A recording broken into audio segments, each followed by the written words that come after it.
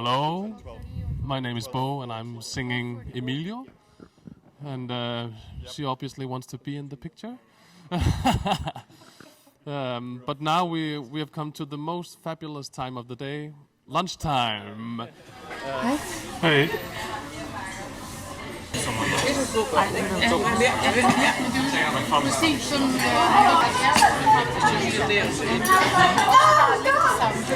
Jeg har aldrig oplevet det vildeste. Det er det mest usædvanlige, noget af det mest usædvanlige.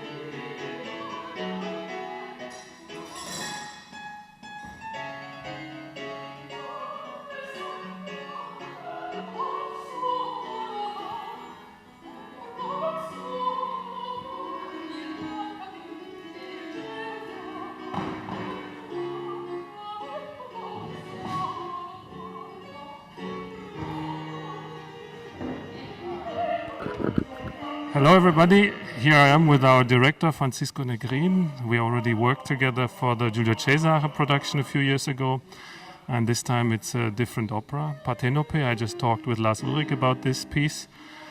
When I studied it, I thought it will be a bigger challenge for me to sing Arsace than to sing Giulio Cesare. So what's the particular challenge in this Handel opera for you as a director? Actually, I think it's in some ways it's an easier opera to direct than Julius Caesar because it's completely contemporary in terms of the psychology of the characters. It's all about love and jealousy in the sense that you might find it on an American series on TV or something. Really everyday contemporary problems that we have emotionally with other people. And it's funny and it never goes too deep into complicated philosophical issues. So in that sense it's easier because you're dealing with characters that you know and recognize and that the audience knows and recognizes. It's harder in that it is not as perfect a piece dramaturgically, so you have to help it a little bit. You have to cut here and there and maybe add something from somewhere else to fill in the bits that are not strong enough and to tighten things up. But once you've done that, it's actually a really moving and connecting piece, and the audience really reacts very well to it in my experience. So I guess the challenge is that, to get it working well so that it functions. My problem was, my surprise was to see that it's almost everybody on stage all the time. It doesn't follow the structure of Ordolinda or Giulio Cesare. You just enter stage, you have a recit or duetto and then an aria, and then you just maybe participate in the aria of somebody else, and then you leave again and you have 10 minutes off.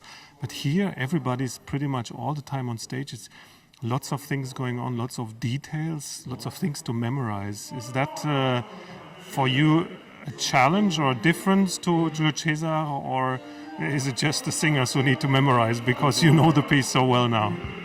I think actually what you're saying is my fault, because actually the piece is made that like the others. In reality it is just a sequence of arias.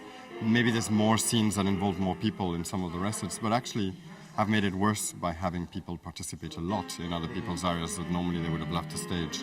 So I think I've made it worse for you in that sense. But in terms of me, it actually makes it easier, because in these long da capo arias where you don't know how to develop really the emotion of a character, having other characters helps because you have more things you can express with them.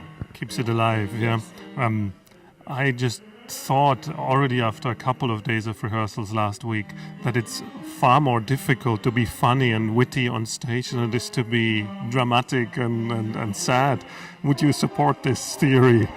No, absolutely. It's for everybody, not just for performer, but for director, for composer, for everybody. It is considerably harder to make comedy, and especially quality comedy that also has maybe some meet in terms of meaning and psychology. It's harder because it requires virtuosity and timing and precision. The way that drama finally, once you're expressing one deep sentiment, you can just go on for a while, and it doesn't require constant consciousness and awareness the way comedy does. I found that the tools that you apply or that we use in this production are the same as in a contemporary comedy production. So there's no difference in the sense of humor in the 21st century and 18th century. No, actually, the sense of humor of the 18th century and the end of the 17th century and up to the middle of the 18th century and us is very, very similar. And that's why films like Dangerous Liaison or things like that really function very well now, because it is actually a very similar point of view in terms of humor. Then in the 19th century, first of all, they lost their sense of humor. There's not much comedy in the 19th century. And it got very far away from the way we think. Whereas the 18th century, 17th century were a little bit freer, more liberated. They could be a little bit more naughty with their humor. And they were more interested in actual realistic relations rather than in big, gigantic concepts like in the 19th century.